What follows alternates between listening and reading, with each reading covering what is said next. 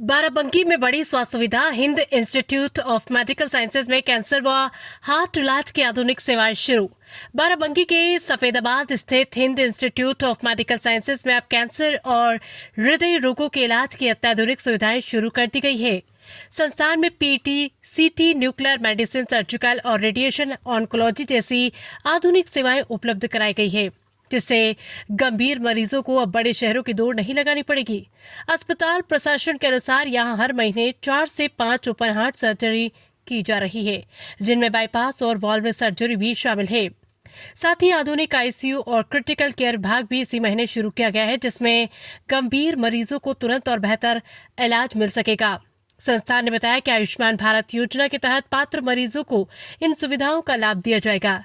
अस्पताल प्रबंधन का कहना है कि उनका संकल्प है हर गंभीर मरीज का इलाज एक ही छत के नीचे उपलब्ध कराना। स्थानीय लोगों और मरीजों के परिजनों ने इस पहल का स्वागत किया है, क्योंकि इससे बाराबंकी समेत आसपास के जिलों के मरीजों को बेहतर और सुलभ इलाज मिल सकेगा। और ये निरंतर चलता रहेगा। ये ऐसा नहीं है कि एक करके हम रुक जाए। मुझे याद है कि जब बहुत मेडिकल में नहीं थे तब पता चला कि बनारस में किडनी ट्रांसप्लांट हुआ है सन 70 के दशक में। तो उस समय 76-77 मेडिकल में फर्स्ट ईयर था मैं, तो बनारस में किडनी ट्रांसप्लांट होता है। तो एक इच्छा थी उस समय, क्या कॉस्ट टाइप हो गया था कि बहुत ही कम सेंटर उत्तर प्रदेश का पहला सेंटर किडनी ट्रांसप्लांट बन BSc में हुआ था 76 में। बाद में फिर बंद हो गया। फिर वहीं के डॉक्टर साहब थे जो CMC वेल्लोर गए और जो कि वहाँ पर उन्होंने एक अच्छा सेंटर स्थापित किया। Hind institute of medical sciences private medical college में पहला मेडिकल कॉलेज जहाँ से किडनी ट्रांसप्लांट हुआ, वो भी दूसरे ब्लड ग्रुप का। एक चीज एक चैलेंज था, ये पहले साधारण केस मिल जाते हैं जिसपे एक ही ग्रुप का होता है, डोनर का और रिसिपिएंट का एक ही ग्रुप होता है, लेकिन यहाँ दोनों का ग्रुप में था।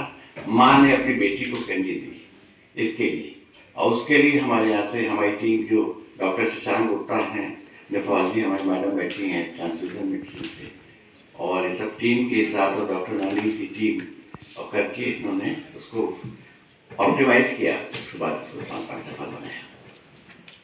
इस जानकारी के लिए हमारे जो ट्रस्टी हैं, चेयरमैन हमारे डॉक्टर मिस्टर BK सिंह, और ट्रस्टीज हमारे वाइस चेयरमैन हमारे नहीं वाइस चेयरमैन जो हमारे इंस्टीट्यूट के हैं मिस्टर वरुण श्रीवास्तव, हमारे CMS डॉक्टर श्रीवास्तव, अभय श्रीवास्तव। इनका एक अथक प्रयास है कि इस इंस्टीट्यूट में सब चीज़ें हों, और वो है कि आज मैं ये कह सकता हूँ कि आज की डेट में हमारे यहाँ हफ्ते में 4 ओपन हार्ट सर्जरी हो रही है। हफ्ते में 4, महीने में करीब 15-16 हम लोग कार्डियक सर्जरी कर रहे हैं, जो कि किसी प्राइवेट संस्थान में एक और सफलता के साथ, जिसमें वाल्व रिप्लेसमेंट लेकर बाईपास सर्जरी सभी कुछ शामिल है। तीसरी जो प्रगति हमने की है अपने क्षेत्र में, वो हमारी ये है कि कैंसर के लिए हम लोगों ने निदान से उपचार तक सारी सुविधा उपलब्ध कराई है। निदान का मतलब ये कि उसके कैंसर कितना फैला हुआ है जो पता लगता है PET CT से। आज से 20 साल पहले, 15 साल पहले PET CT उत्तर प्रदेश में कहीं था नहीं। सबसे पहला PET CT जो है SEPGI में लगा था समय 2000 में। दूसरा पैथोलॉजी डिपार्टमेंट, और मैं जॉर्जियन 79 में वहाँ आए। लगभग हमारा टोटल एक्सपीरियंस 43 ईयर्स वहाँ पर रहे, एज अ फैकल्टी 35 ईयर्स। तो कहने का मतलब है, सर ने जैसा कहा कि हमारे यहाँ सभी लोग रिटायर्ड हैं और बहुत कहना चाहिए दक्ष हैं, वो लोग यहाँ पे काम करते हैं। और मुझे यहाँ आके ऐसा लगा कि किसी मामले में जो है ये KGMC से कम नहीं है, क्योंकि जो मेन चीज़ है वो है कि जो यहाँ की जो भी व्यवस्था है वो पेशेंट ओरिएंटेड है।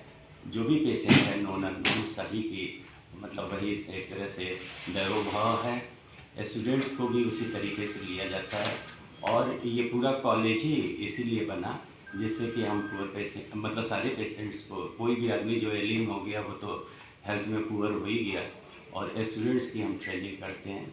अभी हमारे पास 100 की सीट है, सर प्रयासरत हैं, बहुत जल्दी 250 सीट होने की उम्मीद है।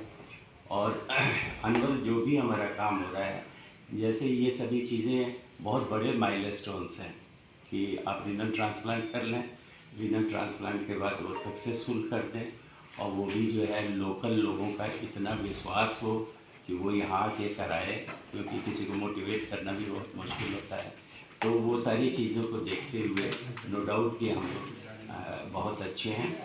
और हमारा बस मैसेज ये है कि एक तो रीनल ट्रांसप्लांट तो ठीक है ही है, फिर रीनल ट्रांसप्लांट किया, उसमें लोग 20-20 साल, 30-30 साल, 40 साल रहते हैं, और नो डाउट थोड़ा सा वो इम्यूनो कॉम्प्रोमाइज़ हो जाते हैं, तो रिजेक्शन रोकने के लिए उसको थोड़ी बहुत दवाइयाँ उनको लेना पड़ता है। लेकिन प्रधानमंत्री जी ने जो ये आयुष्मान का उन्होंने किया, उसकी वजह से समझिए वरदान साबित हो गया, क्योंकि 5 लाख हम लोगों के लिए तो कुछ नहीं है, लेकिन एक किसान के लिए 5 लाख का मतलब आप खुद समझ लीजिए कि क्या होता है। तो उसकी हिम्मत बढ़ी है, उसकी हिम्मत बढ़ी है कि वो अपना आके इलाज कराए।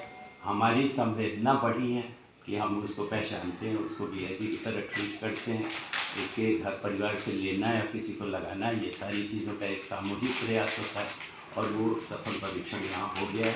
और जैसे कहना चाहिए कि जो चीज़ बिल्कुल दिख रही है उसमें हमें कुछ कहने की ज़रूरत नहीं। हम बस यहाँ ये कहने आए थे कि कोई भी डिजीज़ होती है तो उसमें ध्यान ये देना है कि डिजीज़ जैसे केवल हम डिजीज़ करें, ये नहीं, डिजीज़ हुई क्यों, और ख़ास करके इतना ज़्यादा क्यों होने लगा, क्योंकि किडनी के डिजीज़ जो है बहुत ज़्यादा होने लगे।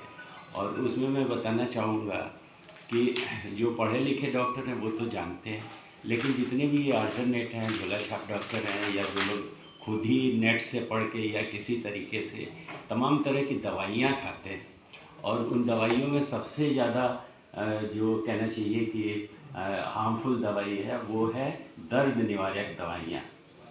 एक सिंपल आप समझ जाइए कि जो हम लोग सुमो दनादन खाते हैं, पैरासीटामॉल खाते हैं, नवलजीन खाते हैं, एनाल्जेसिक खाते हैं, ये सब में लिखा है नेफ्रोटॉक्सिक नेफ्रोटॉक्सिक नेफ्रोटॉक्सिक।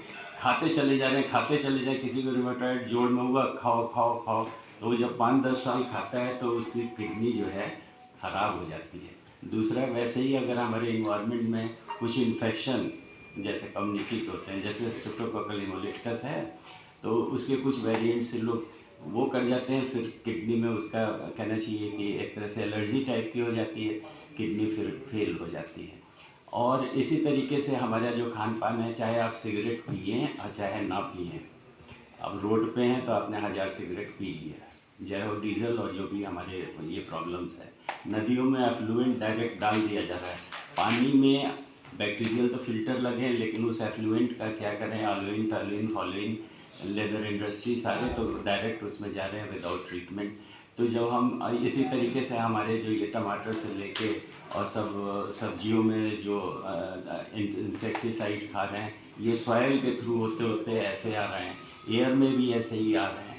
तो ये सभी सामूहिक रूप से हमें किडनी डिजीज़ बना दे रहे हैं। तो अगर इसका सही में निवारण करना है तो कारण का भी निवारण करना होगा, जिसका प्रयास कहना चाहिए कि सामूहिक होगा, केवल गवर्नमेंट नहीं कर सकती है। हमें सिविक सेंस होना चाहिए हम सभी लोगों को कि डॉक्टर ऐसे नहीं बने हैं, आपको कोई परेशानी हो तो कृपया चले जाएं। अब तो आयुष्मान है, अब तो बिल्कुल फ्री सर्विसेज हैं, वो गवर्नमेंट में तो ही है, आयुष्मान प्राइवेट में भी है।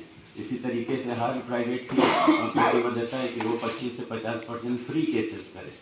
तो कहने का मतलब जाके आप पूछ लीजिए, वो दवा अगर ठीक है तो वो करिए। आपने आज दवा खाया और कल पेशाब रुक गया, और फिर आपने दवा रोक दिया, आप ये नहीं समझे कि ये अब हमें ज़िंदगी भर खाना ही नहीं है।